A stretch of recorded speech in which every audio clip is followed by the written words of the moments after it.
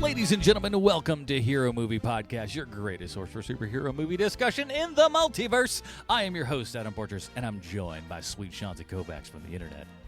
Hi. And of course, Bruce Leslie. I'm a prickly pear, and Happy New Year, everybody. Happy New Year to each and all. We are here to not only welcome in 2021, still stuff to remember that. I've been trying to get into that 2021, writing it down kind of thing, and it is not there yet, boy. It just goes back to the 20. It'll hit me hard in the morning. So what we're also doing, just like that, we're looking back to the year 2020 of HMP and looking at a little bit of the good, the bad, and, well, with Bruce, it's going to be the strange. You know that, just kind of going in. Before we get started, though, we do want to say a giant thank you, and one of the reasons that this show keeps going on is everyone who supports us over at patreon.com/HMP. It's first and foremost, I want to say just a giant thank you to all these people. It's so awesome that we have a community of people who enjoy what we do, who have said in one way, shape, or form, I'm putting that in a dollar form, sending it to us, and then in return get a boatload of extra content with it as well. This week, of course, we got pre-show, post-show, and Dinger Zone. Dinger Zone, we talked all about 2020 and leading into 2021. It's an Adam therapy session is what it really is. So if you want to hear the stupid insights of my life, check out the Dinger Zone. But thank you to everyone that does that. We really appreciate it, hanging out and doing all the kind of good stuff. Now, for those of you who don't realize the amount of things that we did in 2020 with the Dinger Zone. Let's just run over it real quick, because I don't even think that even sometimes we forget about, the amount of the stuff that we did this year. Dinger Zone, we went through all, 8 Fast and the Furious movies? Plus Hobbs and Shaw. Plus Hobbs and Shaw. That's why I was thinking it was 9, but I'm like, 9 doesn't come out yet. Oh, that's because it was Hobbs and Shaw. So we went through 9 Fast and Furious movies.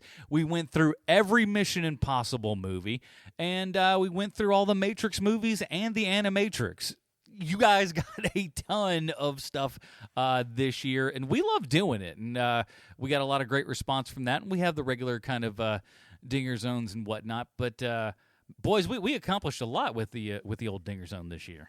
We even did like a revisitation of Scott Pilgrim. Yep. Oh, right. Yeah, that was fun. So there's just tons of stuff out there and available to you. And so if you would like to help this podcast, and that's the thing, no more advertising this week. Don't worry about that. I can't talk about shaving my tenders. You can't do that anymore. Now, honestly, we sold a couple. So to those of you that actually use that promo code HMP, we really appreciate that. Thank you. It looks good. But they were like, "Do you want to continue on?" Or they offered us like kind of one more thing. We didn't quite reach the threshold that they wanted us to. Would you like to continue on? And I'd rather just give you guys an ad-free show, to be quite frank, Yeah. And the reason that we can do that is because of the people at patreon.com/HMP. Your stuff goes right back into the show. And Lord knows we got a lot of shows that are possibly on the horizon in one way, shape, or form for what we're doing here. To learn more about that stuff, patreon.com/HMP, and we'd like to thank all those. But we welcome our newest member here, everybody. He came in right there. I don't know if it was right at the top of New Year or just last New Year. It's fantastic, though. Brian-Zee coming in at the executive $20 level. Brian, woohoo. Thank you, Brian-Zee. And I believe Sean has a little prepared statement for us. I do. Brian-Zee, when you become a Patreon member, you get your HMP official nickname. And today, through the good folks who invented the internet, have bestowed upon me the power to be able to give the HMP official nickname. Your HMP official nickname from this point forward is going to be Spider-Zee. Spider-Zee. So you can spell it like your name there, Brian-Zee, because it's literally just Z.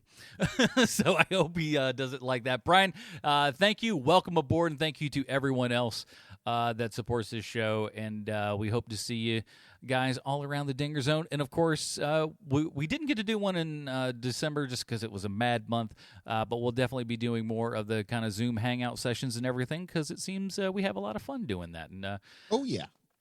we really appreciate that and appreciate all of you. So that's it for that little bit of housekeeping there. So this year is a little bit different than what we've had kind of previous years.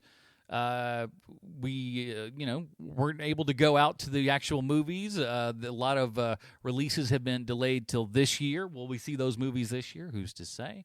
Hopefully so. But a lot of gaps to fill in everything. So we've got a very interesting kind of award season here that we do on HMP. It's a little bit different this time around, right, Bruce? Oh, yeah, but it'll still be better than the Academy Awards this year. Oh, my word. Oh, I will tell you this, guys. We normally record this show on Sundays, and we have been during the Academy Awards for the past probably 7 years, right? Something like that. And I've missed it pretty much every time. And, and I was one of those people that for years and years and years just watched it. It was very, I watched just about every movie that was, nominated and everything. And I can't tell you how happy I've been not watching that horrible program over the last couple of years. Because when you watch, you'll go back and see any highlights and you're like, oh my God, boy, I can't believe I used to waste so much time and effort and energy on that. It's not worth it in any way, shape, or form. So thanks to HMP for freeing that little bit up of my life that I don't have to worry about anymore. It's real good. So, Bruce, do you want to go through the categories here since you kind of came up with them? You're a meister. How about we just hit them one at a time? We'll unveil them as we get to them. So we want to start with the first category? Let's do. Okay, so the first category is Thank Goodness for Streaming Award. Things that we were able to watch on streaming when everything was shut down that maybe brought us a little joy. And we'll see what you guys think about the winners. You want me to give everybody the nominees? Yes. Now, for everybody, just so you know that this is kind of weirdly how we've done it. I don't know how it ended up being this way, but it kind of does. We've got these categories. We'll name them all out, and then we'll kind of discuss amongst ourselves who we think should win. If it's a 2 against 1, that thing wins. And the nominees are Bill and Ted Face the Music, Old Guard, I Am Not Okay With This, Enola Holmes, and Lego Star Wars Holiday Special. What do you guys think? I can tell you that I am actually afraid to see Bill and Ted Face the Music again because I loved it so much when it came out, and it was so perfect the time that I saw it and exactly what I needed to see that there's no way it's going to be as special if I ever watch it again. That is my winner, hands down. Bill and Ted Face the Music, one of the funniest characters we've gotten in a comedy in about 10 years, I want to say. It is so perfect for when I needed it. It was like the timing of that movie and me coalesced very nicely.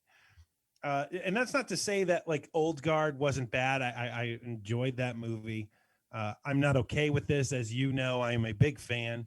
I like The End of the Effing World better, but that does not make that a lesser show. I really do enjoy that show.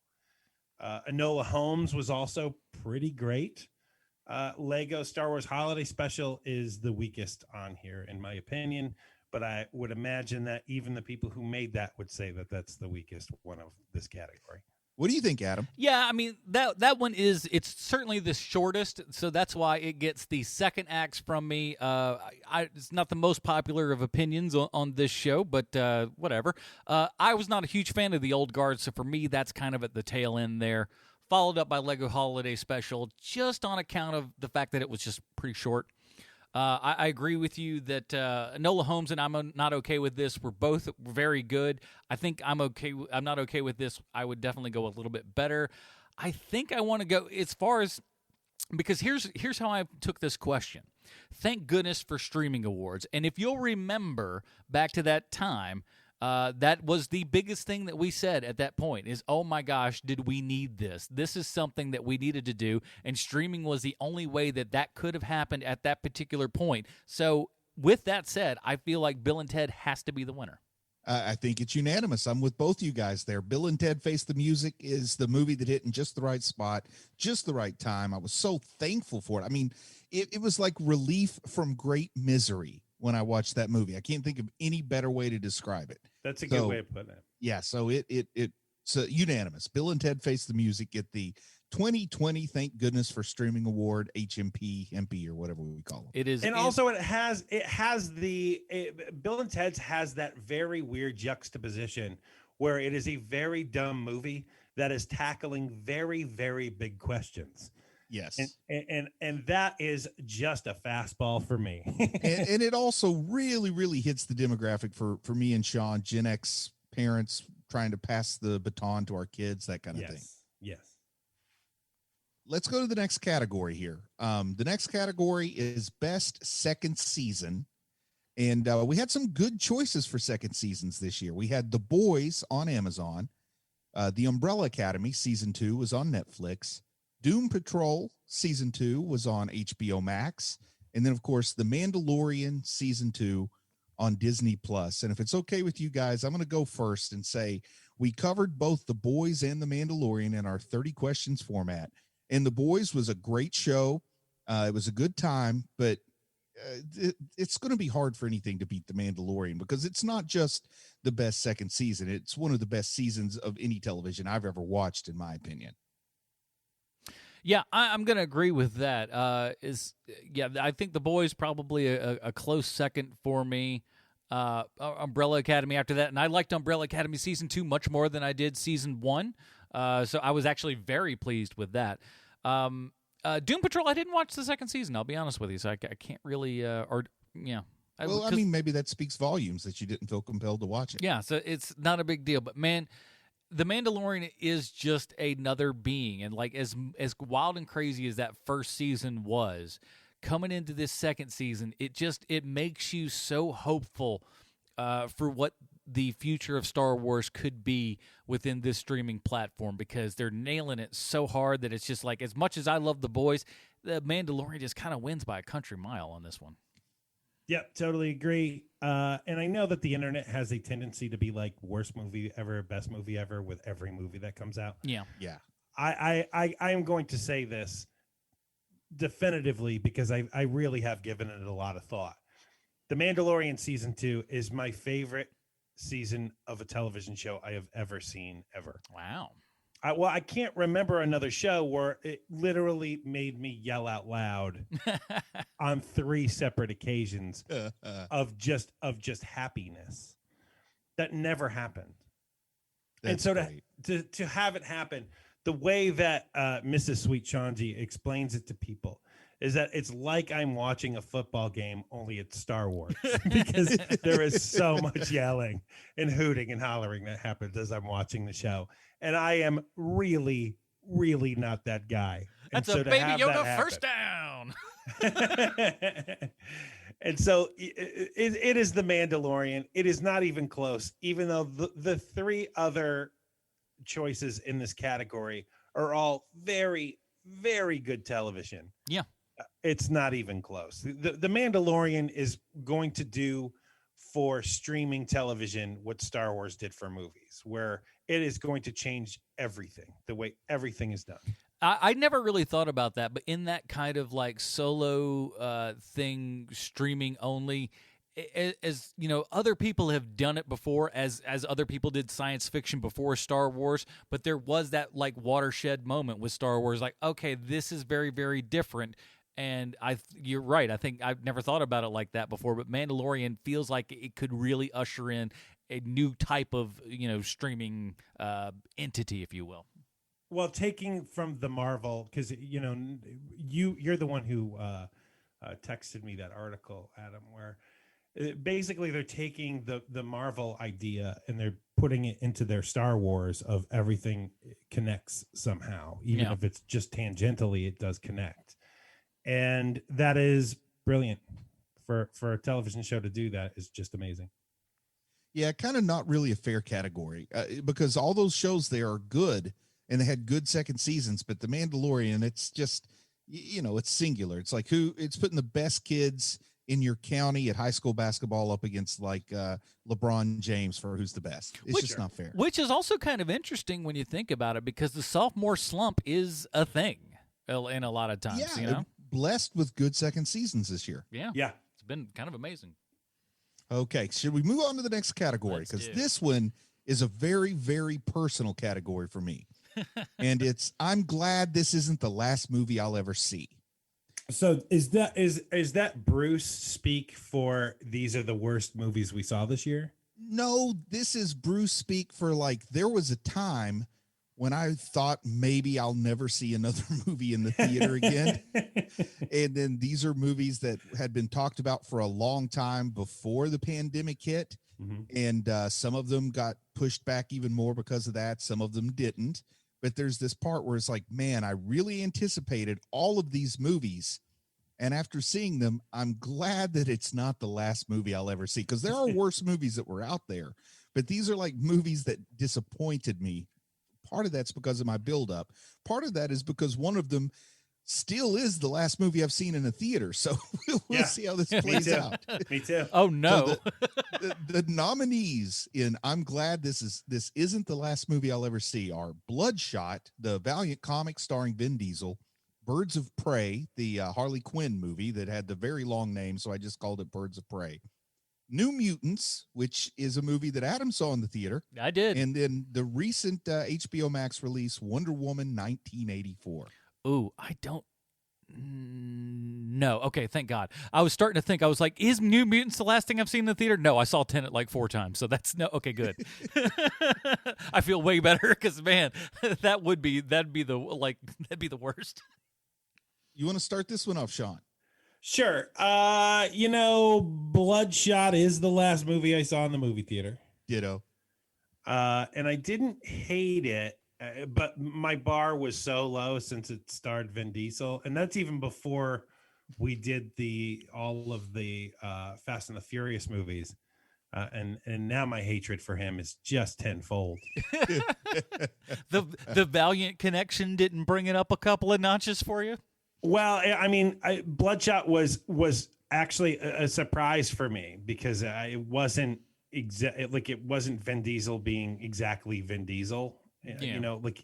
Like he had faults, which was amazing to see because I haven't seen him have faults in a Part movie. part of his faults 10 years. was just shoot him from mid chest up, so you don't realize how kind of fat he is a Skinny little bit legs or underneath whatever. that. No, Vin Diesel put on a couple of lbs, so you see him only from about the shoulders up, which still looks pretty good.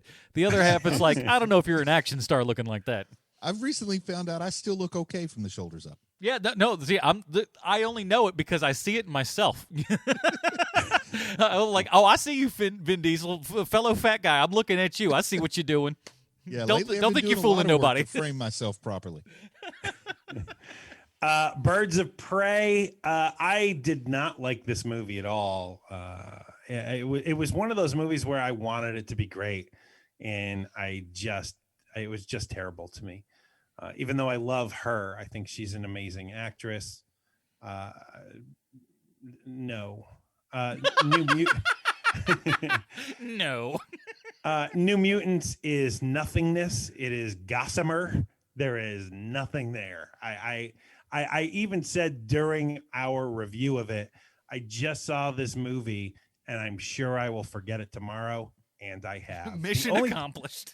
It's The like only cotton thing- candy without flavor.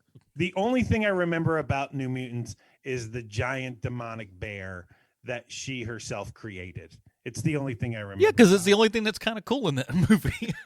Yeah. I hope Demon Bear gets a spinoff.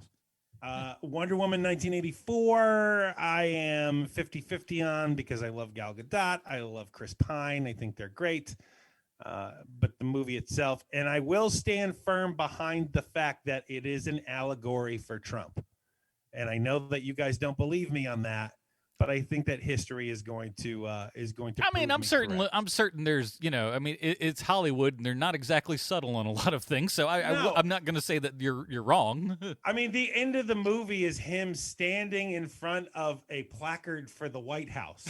It is an allegory for Donald Trump. But the difference is the Maxwell Lord character wasn't really rich, and he was just a reality TV star. He wasn't actually rich. It's true. It's true. And Maxwell Lord is a giant con man. You're right. Dang. I think that I'm glad it's not the last movie I'll ever see in a movie theater. clearly goes to Bloodshot. I mean, And I'm just going to go ahead and jump in here and say that is absolutely my choice too, because the way that Bloodshot went down for me is like when I saw it, I thought, okay, this is like a middle of the road. This is a C movie. It's got some fun stuff. It's not horrible. And then when the theater started shutting down and they stayed shut down, I started getting really angry that was like I had one last shot and I took a Bloodshot. And I was thinking, man, I could have seen the Invisible Woman or Invisible Man, whatever it's called. Yeah, that's good. That's a good movies film. I could have went to the theater to see that Sunday afternoon than Bloodshot, but here it is. Yeah, at that time, I could name you 2 or 3 movies that you could have actually seen, and they would have been really great. You'd had a great time at them.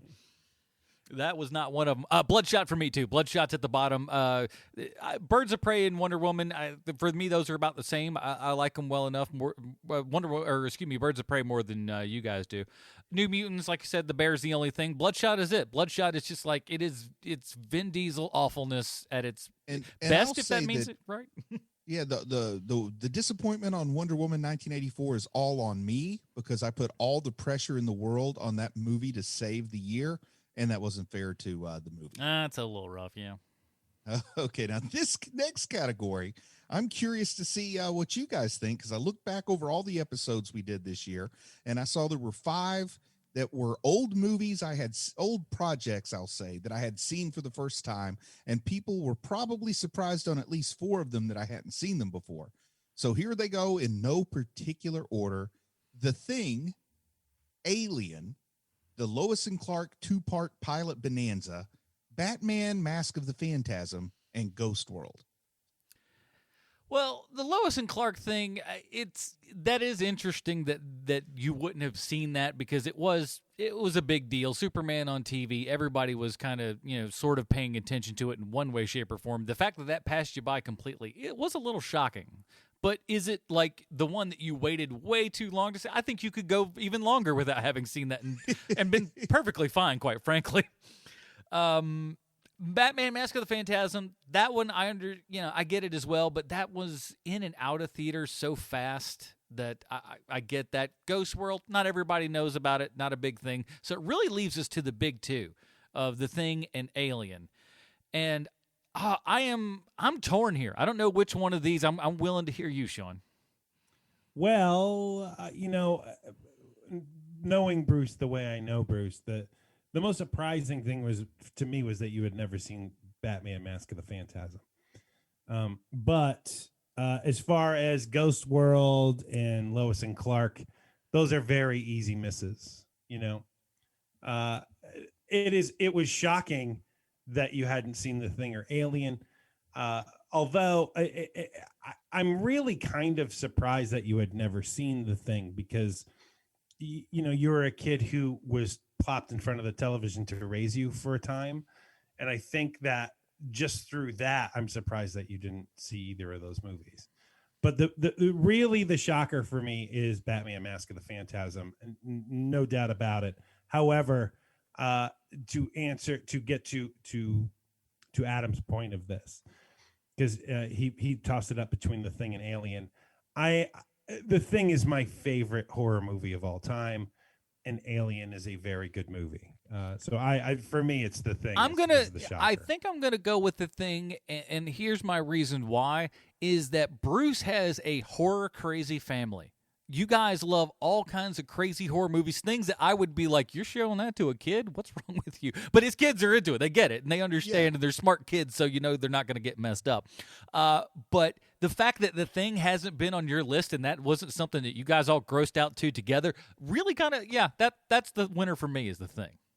Yeah, Silas actually watched The Thing with me, so we got to watch that movie for the first time together and for the first time together. So I'm going to go with that. It's got a lot going on. You guys recommended it highly. It was a tough call. If you ask me tomorrow, I might say Alien. If you ask me yesterday, I might say Alien. But right now I'm feeling The Thing. So I guess that's another unanimous winner. We're on an unusual stretch of agreement here so far. Now, let me ask you this though, because now I'm kind of curious. Have you seen any of the other Aliens movies? Have you seen Aliens? Yes, Aliens was the movie that I think of when I hear Alien. Now, at the same time, too, kid, that was a tentpole. That was a crowd pleaser. So I saw Aliens a bunch. And you definitely saw one of the AVP movies because we reviewed it. Yeah. Yes. But yeah, I think especially if you started at Aliens and you look back at Alien, it's so much more quiet, and it's a horror movie as opposed to a military action flick. Yeah. So I could see how that might be boring and you might miss it. So it makes sense. Let's go to Next category is best foreign film, because we've covered, I think, more foreign films than ever before this past year. I don't know why. What could have possibly made us have to dig a little deeper in the library? because I don't there's know. nowhere else to go. But we covered at least 6 foreign films. So I've got 6 nominees here, and we'll see what you guys think. But number 1, we start off with Ichi the Killer, then Bleach, then the Russian Avengers movie Guardians, the race car movie Initial D, Lone Wolf and Cub, and finally Super Lopez. I think All our right, most before- listened to podcast is on YouTube is Super Lopez, just to give you a download idea. And they all half a million, and they all curse at me for not uploading the film. and sadly not eligible to be monetized. No. I need to bring this up because this really does shine through in this category here. Adam, we all 3 of us sometimes will throw suggestions out there for what movie we should watch. Mm-hmm. And I've got to say, for the past year, you really have been nailing it, because there are 1, 2, 3, 4. Was Ichi the Killer you or Yeah. Bruce? It was me. What was it? I get the, Oh, yeah, I get I- the blame on that. Yeah, one. that's right. Because Bruce did that one. Because I think if I would have done it, my thoughts would have prevailed and go, oh yeah, I remember what that movie has in it, but I didn't. So there are 4 movies on here that I very much enjoyed that were your suggestions. And so you really did kill it this year with Thank your you. suggestions, whereas Bruce and I, not so great a lot of the time. So really good job by you. The thing that surprised me the most was Lone Wolf and Cub. Just an amazing experience watching that movie. So fun. I think that I think I might have said it on the air. I don't even remember, but this movie changed my mood. That's how good it was. Oh, I love Guardians so very much, the Russian Avengers Oh my movie. gosh, it's That so is the bad. best bad movie ever made. It is exactly what is in my head for, like, you got to beat this one if you're going to beat the best bad movie ever made. He's a bear now. Just shut up. Oh my God, it's just terrific. I really like Super Lopez. I really like Initial D. Bleach is the least of this category. Yeah, that's true. And Ichi the Killer, I cannot say either way, because I will never watch that movie. He had a Sean's rating for that one, just to remind everybody, was a Joseph Gordon-Levitt as Robin. no, not Joseph Gordon-Levitt, Chris O'Donnell. No. Joseph Gordon-Levitt, because he was Oh. never Because we never saw because him. he never That's right, exactly. that's right. That's the Robin we never saw. So because he Don't didn't even know see my it, own system here. he doesn't get to, like, it's that's only been used twice. That's only the second time that Robin has been used. So it's understandable that you don't really. He's a very rare one that Joseph Gordon-Levitt is Robin. But as far as best foreign film, I've got to say it's Lone Wolf and Cub. It was such an amazing watch. I loved it. Where Bruce, do you, since where do you most of come them. down on this one, Adam? Well, I was going to go to you since most of these picks are Okay. mine. Okay, well, I'll just say right off the top, you can make a real easy first cut. You get rid of Ichi the Killer, and you get rid of Bleach, because Ichi the Killer is an acquired taste. Not and for everybody. Bleach- Yeah, Bleach is kind of blah, just the definition of mediocre, maybe. Guardians is big fun. Initial D, surprisingly good. Super Lopez, once again, a surprise. Like, I expected this to be one of those you rail on for how bad it is, and it was absolutely charming. Mm-hmm. But out of all these movies, there's only one I would really be excited to, like, just go upstairs and watch again, and that's Lone Wolf and Cub. So that's my winner. Yeah, honestly, of all of these, when I put these up, any of the foreign films that I had suggested this year, the only one that I was actually super afraid to show you guys was Lone Wolf and Cub. I'm like, you're either going to love this or you are going to hate it. I didn't think there'd be a lot of in between, and I was like, man, I may be gambling. And Sean was the one I was the most scared of. I was just like, I'm going to give him this, but I'm like, oh, I don't know if he's going to like it or not. And when we started that show out, I don't know if you can hear it in my voice, but there's a little trepidation me going in because I'm thinking like they are going to crap all over this, and it's going to be nothing of me trying to defend a movie that I think is cool for a whole hour.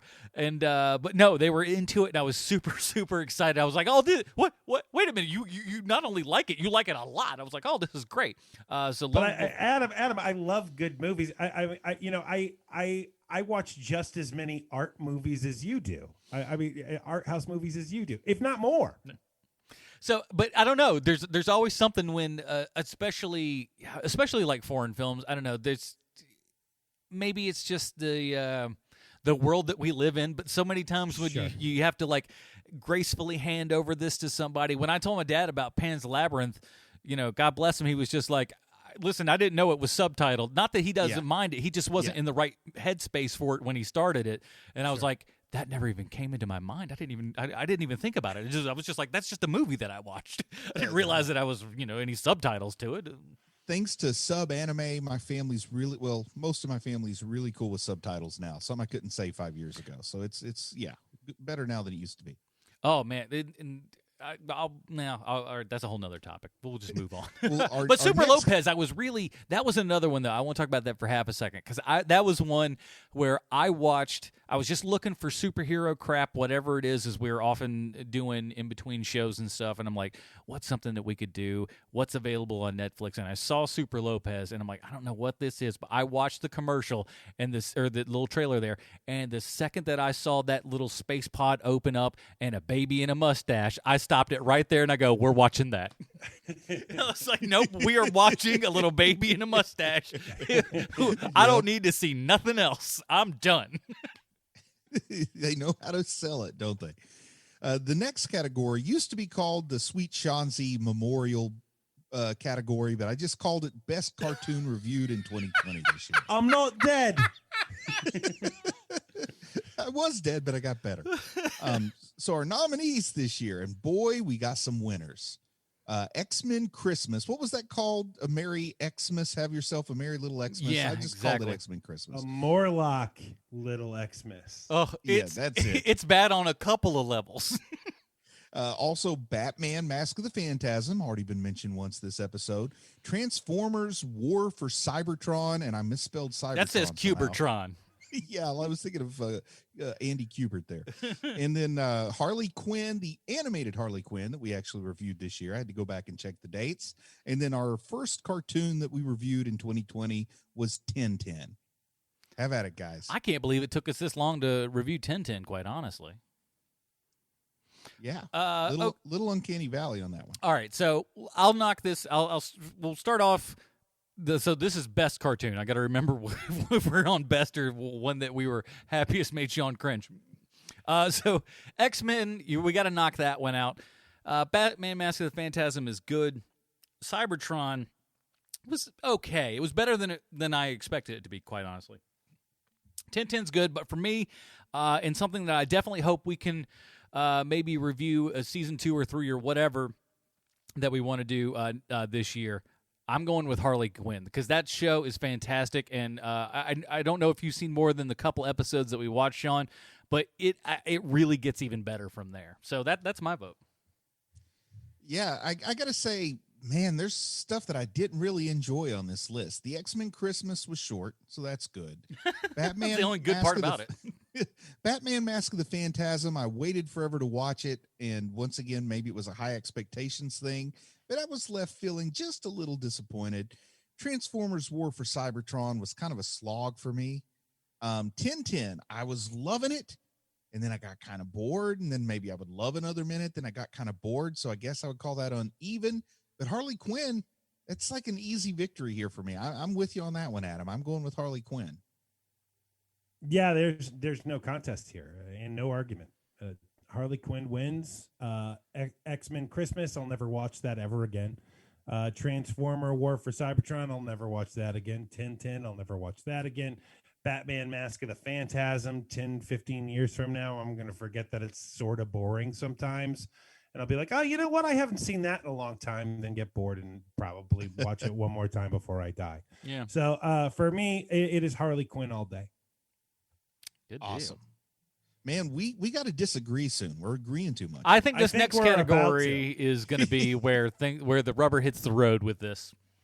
So the next category, and as Sean likes to say, this is the reason we do this podcast, and that's for the cheese gem, like the thing that's of its time, that maybe people aren't talking about. The cheese gem. Our nominees are Mr. Boogedy, Accident Man, Nightman, The Black Hole, and Guardians. Okay, so Jim filled, I'll tell you. well, this is really the bruiser category too, because there's no up and front winner, is there? I can tell you that for me, Accident Man, like I totally forgot we even watched it. $5 says you can't say who starred in that movie. Yeah, absolutely, I can. I have no idea. Can't remember. The Black Hole is just so vastly disappointing. Like it is literally the reason why I call it the Black Hole theory, is because you remember this thing as a kid and you thought it was amazing, and you were wrong because you were a dumb kid. The Black Hole. Mr. Boogedy, however, my lord, sir, I didn't know it existed. I didn't know I needed it. I love Mr. Boogedy. That is really that's one of the front runners here. Guardians, the Soviet Avengers, again, Russian Avengers. This is literally that is the milestone marker of you have to beat that for best worst movie ever made. However, Nightman is going to get my vote. And the reason for it is I didn't even know this existed. It had multiple seasons. It has fermented quite nicely. It isn't well-trod territory like the Star Wars Christmas special has, or every single podcast like ours or YouTube channel has hit that thing. No one has hit Nightman. We found Nightman, and it is glorious, and I love it oh so much. So for me, the winner is Nightman. Oh, this is very tough. I think the thing that kind of that takes, at least for me, Guardians out of the equation is it at least looks like it had a giant enough of a budget. I don't know what their Russian equivalent is for how much they spent, but they spent on that film. And well, so, they say that they spent $1 million, but I do not believe that for a second. But there's almost too slick for its own good to really fall in the super cheese category, despite there being a half man, half bear in that thing. I think it is. I think it's as cheesy as with it a gets. minigun. With a minigun in his back for some weird reason. Who's to say why? Accident Man, like I said, that's forgettable. Nightman is over the top crazy. Just the fact that we take breaks in this television show for saxophone solos. Oh, so good. It's pretty hilarious. His secret identity is that he plays soft jazz in a club as his that he day owns. job. That's So I don't know that the audience would appreciate it, but how happy would we be if we just started doing an Accident Man podcast? Oh my God. I mean, Nightman, not Accident Man, Nightman podcast. Every single episode. I and when we get to suggested the that end, we start did it. over. That was my suggestion. And I think it was you, Bruce, who was like, no, we shouldn't do that. Now we'll kill ourselves. I don't make New Year's resolutions, but I do set goals, and I think our goal should be to just cover Nightman all year. You know, I hate everyone in this show. If you don't know why we're laughing, Dinger Zone, I give up. Was Nightman your winner? I'm sorry, Adam. We totally stepped all over. I don't time. care That at was this rude of point. us. The Black Hole. I still love the Black Hole for being the one of the best underground gay movies ever. That's not really a gay movie, but I got to go Mr. Boogedy, because when we've got those painted backdrops that look like they were in like a school play in 1973. Oh, so and they're good. like, Man. what do we do with this set? Throw in some fog on the ground. That'll make everything a-okay. So good. So good.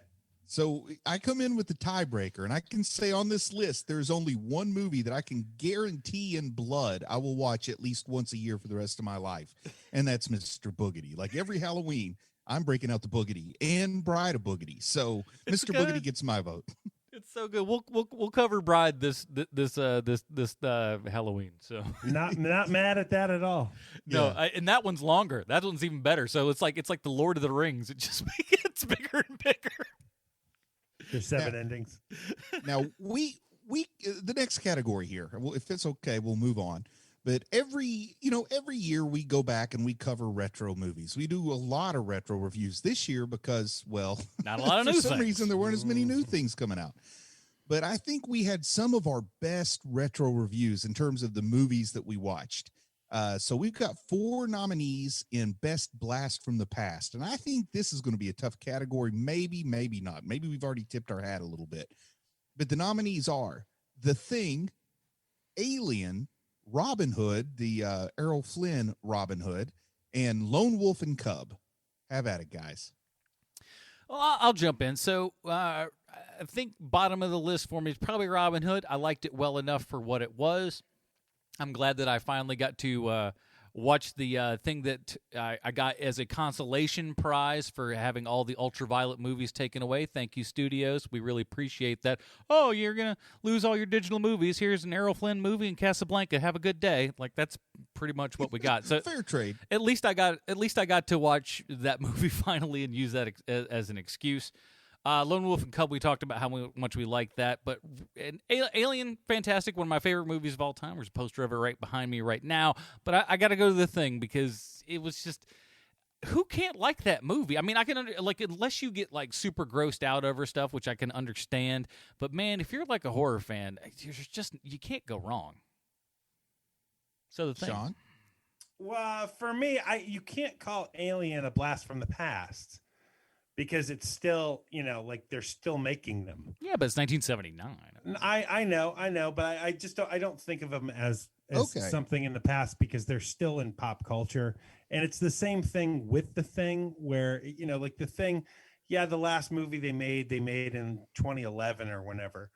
But it still feels fairly modern to me. So for me, this category is between Robin Hood and Lone Wolf and Cub. And just I was so shocked with how charmed I was by Robin Hood. Like it's interesting to see the way that they used to make movies. It's interesting to me that it seemed so boring to me until Robin Hood walks into the buffet, for lack of a better term, Yeah, the smorgasbord. Yeah. the smorgasbord with the wolf. And just drops them there. Really great scene. And Lone Wolf and Cub, I mean, is just a tremendous movie. But because I already voted for Lone Wolf and Cub is the only reason why I'm giving Robin Hood the nod here. So it comes down. What did you pick again, Adam? The Thing or Alien? The Thing. Okay, so it comes down between The Thing and Robin Hood. And given some of the arguments that you made, Sean, you've swayed me that The Thing and Alien are just not far enough in the past. I love Lone Wolf and Cub. I absolutely love Lone Wolf and Cub. But you really, really feel like you're going to a different time. And I don't mean a different time in terms of the 13th century or the 12th century when Robin Hood lived. I mean a different time in Hollywood when you watch Robin Hood. So it's definitely a blast from the past if you haven't seen it. So I'll second that Robin Hood vote. Yeah, I'm willing to take that. Then Robin Hood is our winner. Now we go to my favorite category. This is ever since we started doing these awards, I have looked forward to this category. It's had several different names over the years, but this year I called a spade a spade. I just called it what it is. Best Bruce Actor. And I think that goes without saying what that means, right? Like nobody needs that explained. If you listen to this show, you should know what that means by now. If not, we've got 300 plus episodes. Go back and take a gander, shall you? So the nominees are, in no particular order, though the best may come last, just by coincidence. Don't stack the deck. Wilford Brimley in The Thing, Taylor Dane in Nightman, Dennis Quaid in G.I. Joe Rise of Cobra, John Larroquette in Richie Rich, and Paul Sun-Hyung Lee, a.k.a. Mr. Kim, in The Mandalorian. Where do you come down on this, Adam? Okay. Wilford Brimley is amazing in The Thing. No, I'm okay. I can come back in the house now. I want to come inside now. It's all good.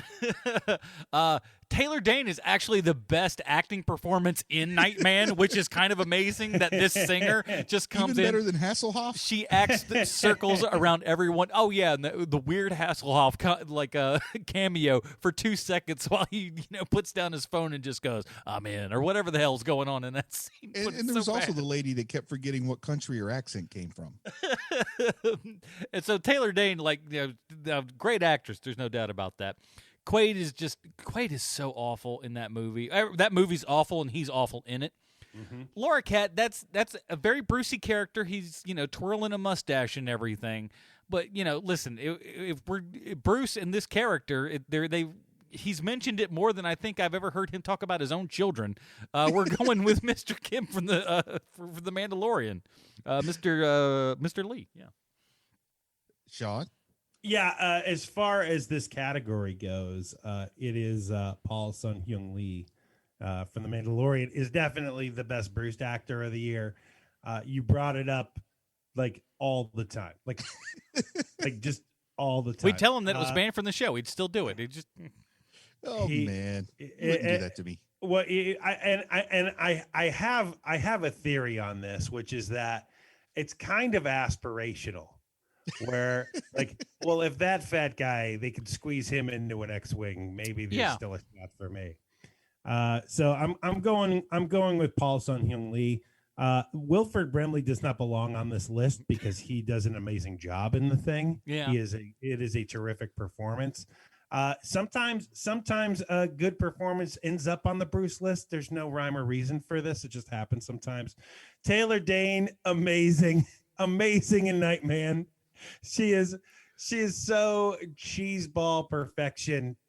Just great. Dennis Quaid is a horror show. He just looks like he's smelling farts the whole time. He is so terrible in that movie. And I've come to realize something. I am a massive fan of Dennis Quaid in The Rookie. The Rookie is a terrific movie, and Dennis Quaid is amazing in it. I don't know how many things Dennis Quaid is really great in, though. Very few things, probably. And G.I. Joe: The Rise of Cobra is really the thing that really kind of pushed it over the top for me. Like, oh no, Dennis Quaid, I don't think he's as good an actor as I think. No, I've gone back over the last couple of years and even stuff that you go oh, he had to be great in Inner Space. Not really. Mm-mm. Not really. Martin Short's the one who sells that movie. Yes, and Lara Cat, he is about to have a resurgence here. And he's going to be on the tip of all of our tongues because they're rebooting Night Court and he's going to be in it. Oh, Lord. Finally, they'll shut up the masses yelling for that. Yeah. Of course. Outside with picketing. It's just going to be amazing. But for this category, it is definitely Paul Sun-Hyung Lee for Bruce. I mean, I don't have to say it, right? We know where I fall on this one with Paul Sun-Hyung Lee, of course. But here's something, man. It's going to blow your minds. How about a reboot of Lone Wolf and Cub with Paul Sun-Hyung Lee as Lone Wolf? That'd be awesome. Yeah. Baby Yoda as Cub. Boom. You got it. Okay. All right. Now I'm on board. I was like, okay, I could see that. And then you tip the scales with the Baby Yoda. So I'm.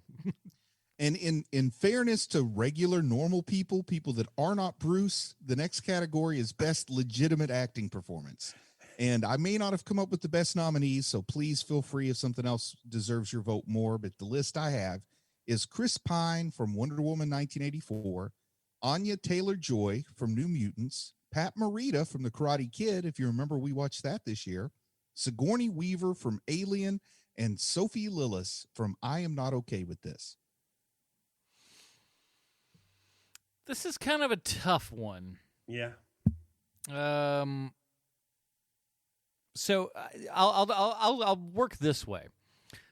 My first blush here, just because perhaps it's because of the property, but my first blush says Sigourney Weaver and Alien. Now it's also a very classic kind of role. It is. It's maybe not perhaps the most showy, in a lot of ways. So that can get overlooked. Pat Morita, as much as I like him and as much as he is really good in that role, and one of the very good reasons that The Karate Kid works. I think if you have no Pat Morita, that movie could really, really tank and be quite awful. Mm-hmm.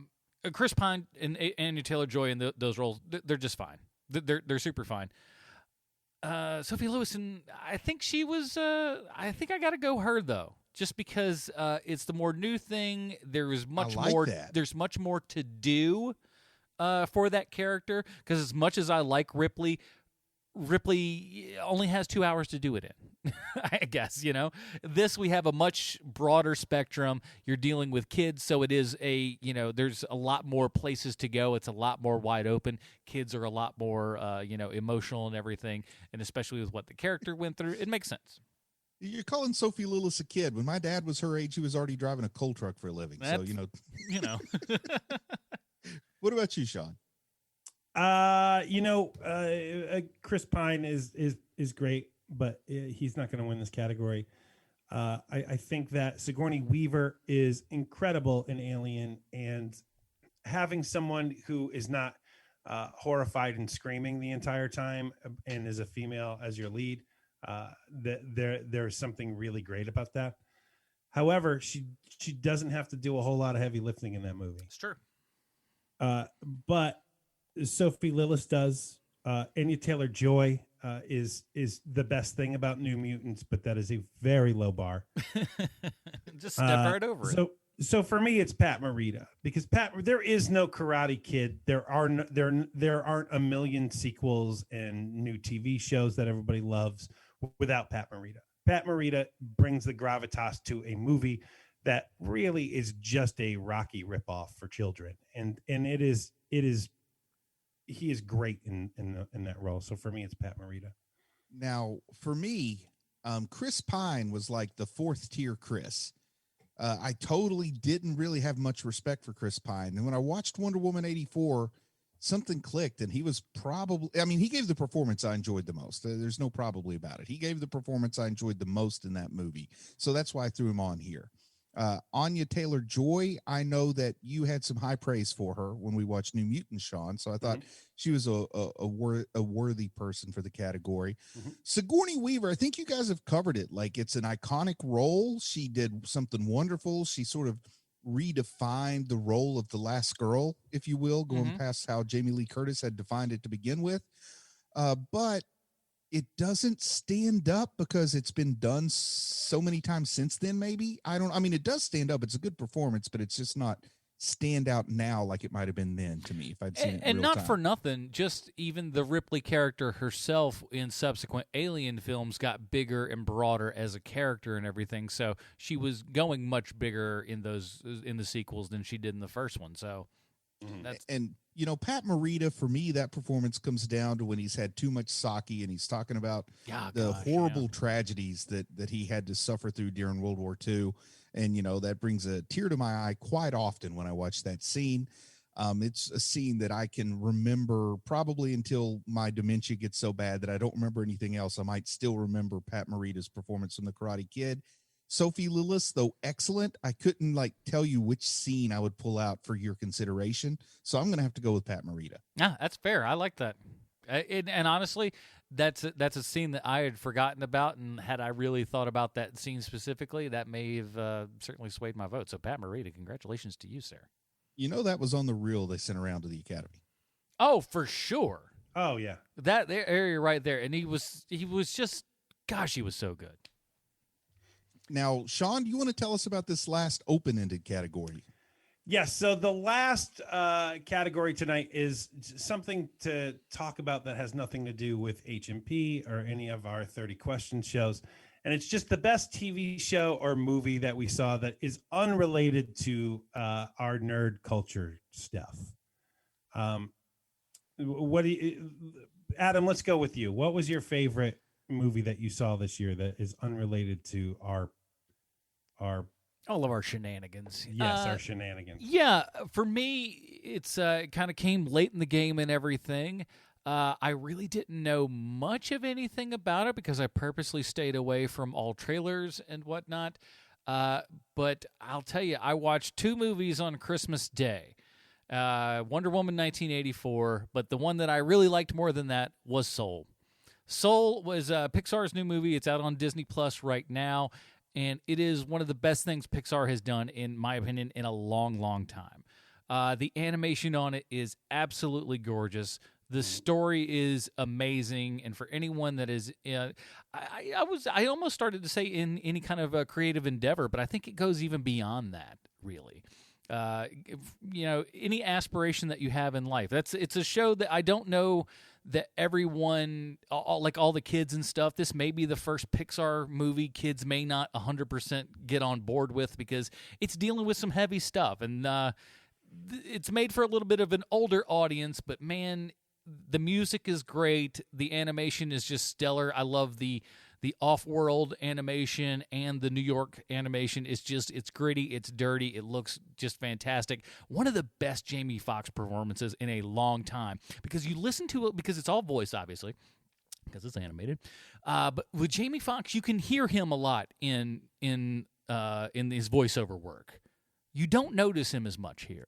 He's very un-Jamie Foxx-esque in this role, and that's why I think he nails it so hard. And I'm a big music fan, and I cried like a baby throughout the entire thing. It's so darn good. But that's my vote for the best thing that I saw this year, Soul.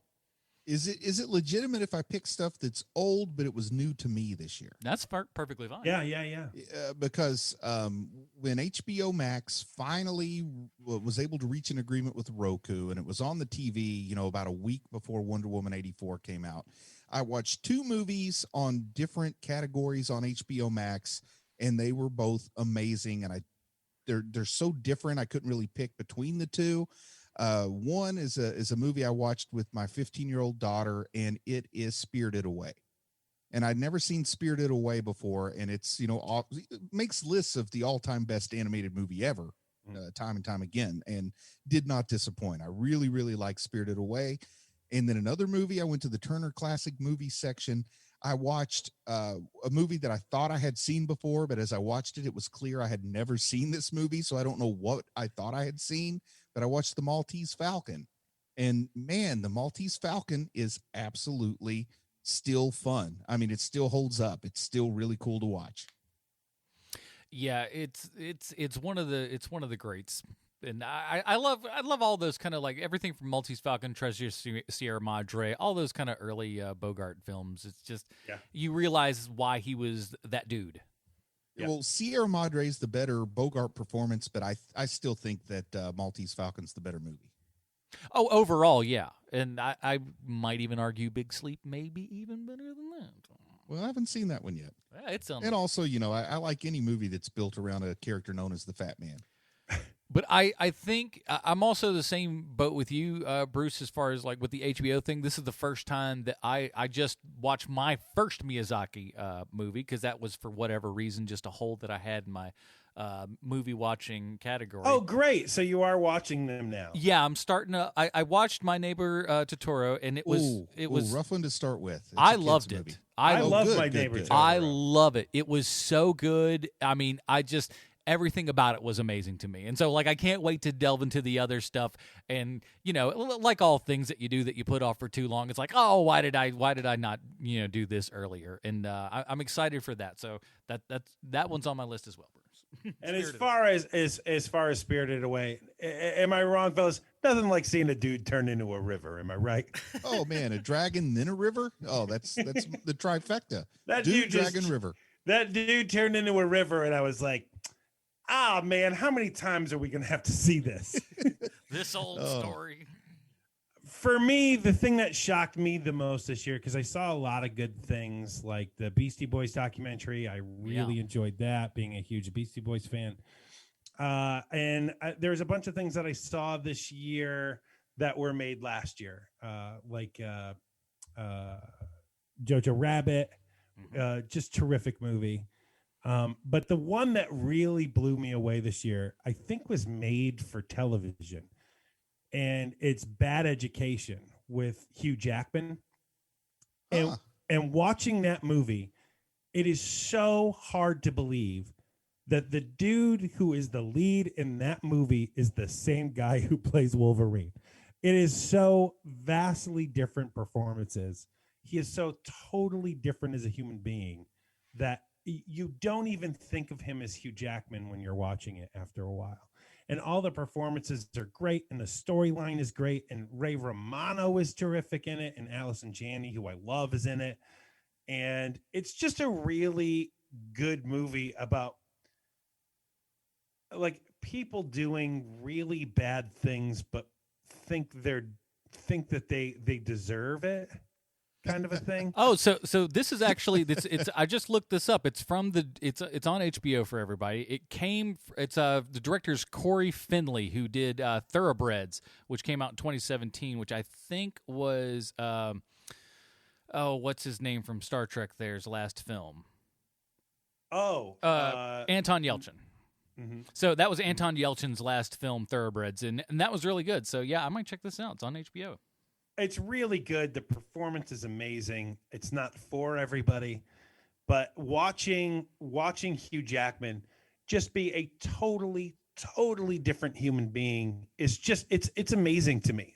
Everything about him is something you've never seen from him before. It's so amazing. And Ray Romano's Long Island accent, I don't know how he got it. Years of practice, I'm guessing. Tremendous. His Long Island accent is perfect. All right, I will definitely. That is now on the list. Well, that is it, everybody. 2020 may not have been the best year in so many ways, but hey, we had a lot of fun on this show, at least, reviewing so many of these things and getting suggestions from you guys as we do with Patreon every month. You guys vote on what we watch and everything as well. So you get a whole lot of say in this, and that's the big thing, too, is coming up in the next year, whatever, especially Patreon people. We'll listen to anybody, but Patreon people are the people that we take very seriously because they're helping fund the show. But tell us what you like. Tell us what you think we should do more of, and whatever your fancy is. That's the nice part about our group and everything is everybody's very open and giving with information and stuff and saying, hey, I like this stuff, or maybe you need to do something like this.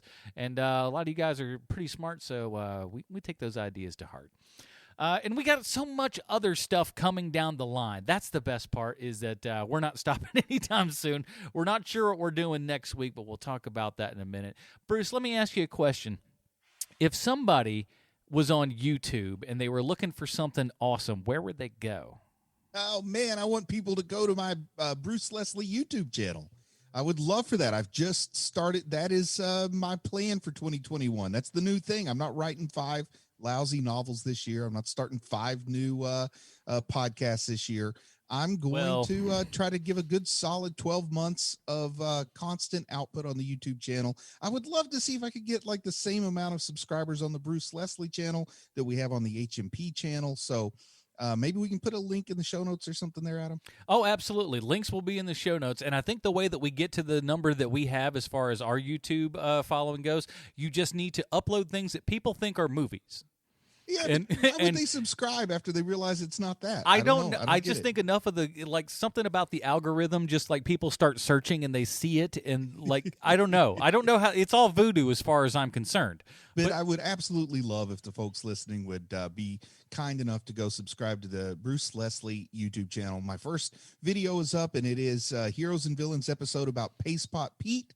It's a nice, quick 18 minutes, which it's hard to get everything about Paste Pot Pete into 18 minutes, but I had to start somewhere. So check it out. Let me know what you think. And it's just like my podcasting endeavors. If you Adam, you heard those first podcasts. Mm-hmm. You know that I learn quickly. Yes. It gets better, but I think I'm starting from a decent enough place, and if there's parts of it you like and don't like, let me know. But I anticipate some week over week improvement, at least in the first few. I think it's an amazing first effort. Most first efforts aren't even as close to as polished as you've got this one. And I will tell you this, my friend, I think this is the Heroes and Villains final form. Oh yeah, it's really like Super Saiyan. When you watch it like that, it's like, oh, this is that medium. This is where this, because it works so darn well. So check that out. Well, The links will be in the show notes. Sean, what else? We have a podcast called 30 Questions that we do, and there's a sundry of 30 questions that we do. Everything from The Boys season 2 to The Mandalorian to we did Clone Wars. We did Super Train or whatever the hell that show is Super called. Train. Snowpiercer. That's it. Snowpiercer. So please listen because we got a new one coming up fairly soon, I'm pretty sure. Yeah, it's called Soul Train 30 Questions. What's Don Cornelius wearing this week is always question number 1. Oh my Lord, we have a lot to go by since that show ran for 150 years. It did. It was just like it was always on. Oh, thank you very much, Clarissa. That is it, everybody. Thank you for joining us in 2020, coming into 2021. You see, I told you I ain't got all the things right. Wow, you're way behind. Simpler times 2019. But we'll go into 2021 full steam ahead here. We'd like to thank all of you guys for that. For Sweet Sean Kovacs from the internet, Bruce Leslie, I'm Adam Porters. Stay super, everybody. Bye, Marty and Evie. Should all acquaintance be forgot and never brought to mind? Should acquaintance be forgot in days of old lang syne? Should all acquaintance be forgot and never brought to mind? Should all acquaintance be forgot and days of old lang syne?